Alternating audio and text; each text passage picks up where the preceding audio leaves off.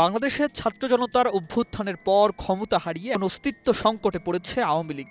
দলটির তৃণমূল পর্যায়ের নেতাকর্মীদের মধ্যে ছড়িয়ে পড়েছে তীব্র হতাশা, উৎকণ্ঠা।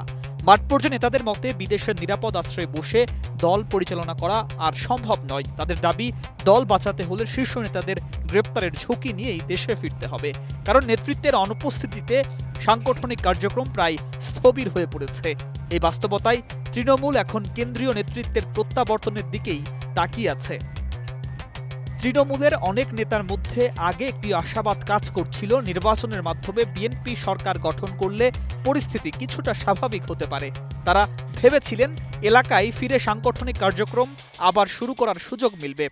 ঢাকার বাইরের এক উপজেলা আওয়ামী লীগ সেক্রেটারি আরিফুল ইসলাম জানান, তারা আশা করেছিলেন নিষেধাজ্ঞা উঠে যাবে এবং রাজনৈতিক পরিবেশ কিছুটা সহনীয় হবে।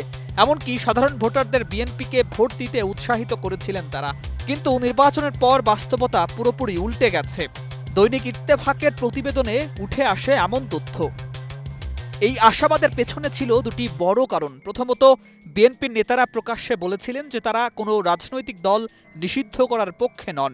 দ্বিতীয়ত, নির্বাচনের আগে আওয়ামী লীগের ভোটারদের সমর্থন পেতে বিএনপি ও জামায়াত উভয়ই তৃণমূলের নেতাকর্মীদের প্রতি তুলনামূলক নমনীয় আচরণ করেছিল। কিন্তু ভোটের পর সেই অবস্থান আর বজায় থাকেনি বলে অভিযোগ তৃণমূলের। ফলে যারা নতুন করে রাজনৈতিকভাবে ঘুরে দাঁড়ানোর স্বপ্ন দেখছিলেন, তাদের মধ্যে এখন গভীর হতাশা তৈরি হয়েছে। নির্বাচনের পর কিছু এলাকায় দলীয় কার্যক্রম চালুর চেষ্টা হলেও তা বেশি দিন টেকেনি। খুলনার হাদিস পার্কে দলীয় কার্যালয়ে প্রবেশ করে শেখ মুজিবুর রহমান ও শেখ হাসিনার প্রতিকৃতিতে ফুল দেওয়ার ঘটনা ঘটেছিল, কিন্তু খবর ছড়িয়ে পড়তেই কার্যালয়টি আবার হামলার শিকার হয়। বর্তমানে অধিকাংশ কার্যালয় পরিত্যক্ত অবস্থায় পড়ে আছে। তৃণমূলের নেতারা বলছেন, এখন আত্মগোপনের থেকেই নেতাকর্মীদের সঙ্গে যোগাযোগ রক্ষা করাই তাদের প্রধান কাজ। যদিও সাধারণ চলাফেরা বা ব্যবসা বাণিজ্যের বাধা না থাকলেও রাজনীতি করতে গেলেই নানা প্রতিবন্ধকতা তৈরি হচ্ছে, বিশেষ করে যাদের নামে মামলা রয়েছে। এমন পরিস্থিতিতে তৃণমূলের দাবি ও কেন্দ্রীয় নেতৃত্বের অবস্থানের মধ্যে স্পষ্ট দূরত্ব তৈরি হয়েছে। মাঠ পর্যায়ের নেতারা মনে করছেন, কেন্দ্রীয় নেতৃত্ব সামনে না থাকলে কর্মীদের সংগঠিত করা সম্ভব নয়। এমনকি ঢাকার মতো গুরুত্বপূর্ণ রাজনৈতিক কেন্দ্র নিয়ন্ত্রণ করাও অসম্ভব। তবে দলের যুগ্ম সাধারণ সম্পাদক আ.ফ.ম. বাহাউদ্দিন নাসিম জানিয়েছেন, নেতারা উপযুক্ত সময়ের অপেক্ষায় আছেন।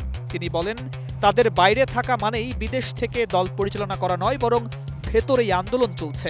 একই সঙ্গে সংসদে পাশ হওয়া নিষেধাজ্ঞা সংক্রান্ত আইন ও শিরিন শারমিন চৌধুরীর গ্রেপ্তারের প্রসঙ্গ তুলে তিনি প্রশ্ন রাখেন, বর্তমান পরিস্থিতিতে আদেও কি আওয়ামী লীগের রাজনীতি করার সুযোগ আছে?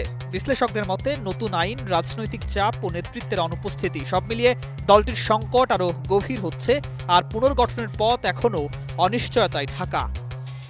News desk, ২১ television.